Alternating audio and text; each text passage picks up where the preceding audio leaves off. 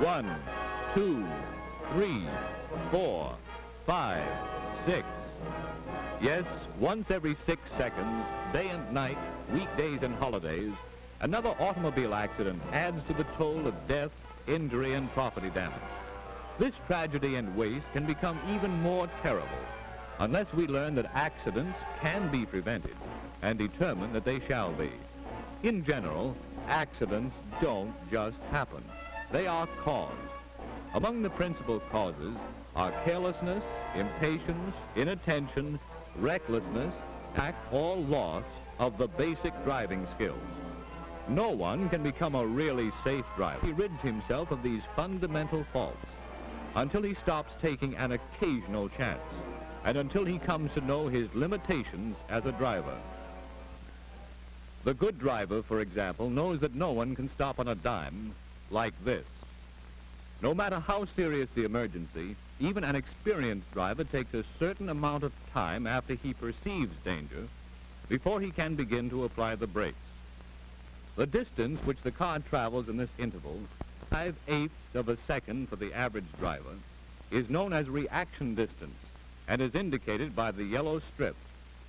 Since even locked wheels cannot arrest a car's forward motion immediately, braking distance, shown by the red strip, must be added to reaction distance, total stopping distance. At 25 miles per hour under ideal conditions and for an average driver, the reaction and braking distances are 22 feet and 28 feet respectively, which means that the car will travel a total of 50 feet before it can be brought to a complete stop. At twice this speed, or 50 miles per hour, the reaction distance for an average driver is 45 feet, and the braking distance is 119 feet. The total stopping distance, therefore, is 164 feet, over 3 times as great as at 25 miles per hour. Be a good driver. Learn your stopping distances and never drive so fast that you can't stop within the assured, clear distance ahead.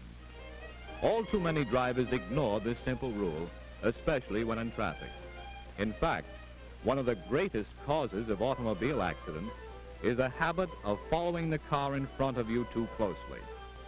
Unless drivers leave a safe distance between their car and the car ahead, and unless they remain constantly alert, a crash is almost inevitable should the leading car stop suddenly. Driving in the proper lane is of importance too. It is an easy matter to maintain a smooth flow of traffic on multiple lane highways when slow cars keep to the right and faster cars to the left. But the impatient driver, who hopes to save a few seconds by weaving in and out, endangers both lives and property. As he darts from one lane to another, he leaves behind him a trail of snarled traffic and ruffled tempers, even if he doesn't cause a serious accident. Keep in line. A good driver will never attempt to pass another car when approaching a curve, hill, or intersection, or in the face of oncoming traffic.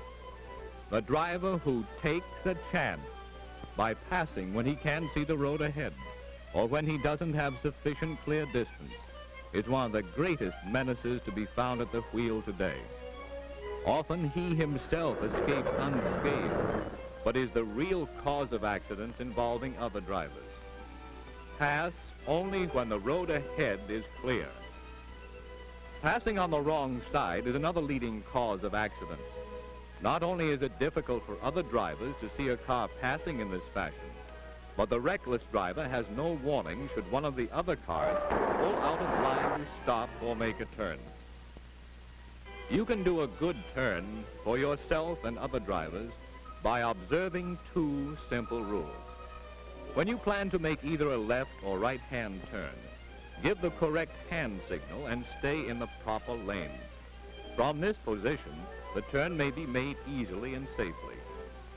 Impatience and danger, however, go hand in hand, and the driver who will cut across a line of traffic, depending on his greatest speed to keep him out of danger, may cause serious trouble. Remember, use hand signals and keep in the proper lane.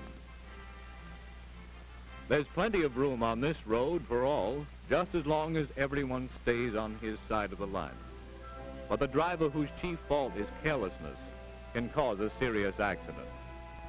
Not thinking of the consequences, such a driver allows his car to swing wide, forcing the oncoming car off the road. Always stay on your own side of the center line. But the most inexcusable of all accidents are those caused by drivers who are under the influence of alcohol. Anyone who drives a car in this condition is a potential killer. Alcohol, even in small amounts, affects a driver's judgment and dulls his senses. Normally cautious drivers will take all sorts of needless chances after drinking.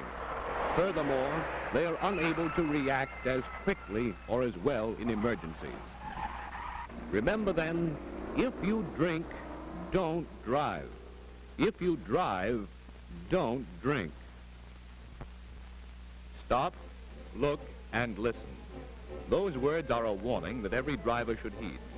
Yet despite this warning, more than 2,000 men, women, and children will meet death this year in crashes between automobiles and trains. More than 1/3 of these fatal accidents will occur at crossings guarded by gates, bells, flasher lights, or other protective devices. When you come to a railroad crossing, stop and look both ways before going on. For the driver who feels he can ignore that warning and who won't take time to be careful, there can be only one end: this.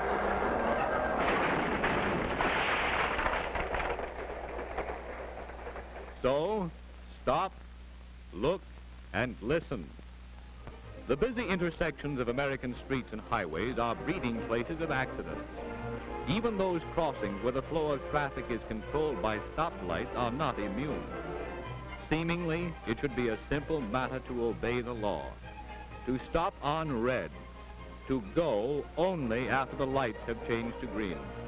But many drivers, impatient because of a few seconds delay, will start off as soon as they see the caution light. At the least, this means confusion and traffic tie-ups. At the worst, it means serious and costly accidents. Play it safe. Don't start until you see the green light. At an intersection that is not protected by stop signs or lights, the right-of-way is given to the car on the right, unless the other vehicle reaches the intersection first by an appreciable distance. Failure to grant this right-of-way is one of the primary causes of accidents.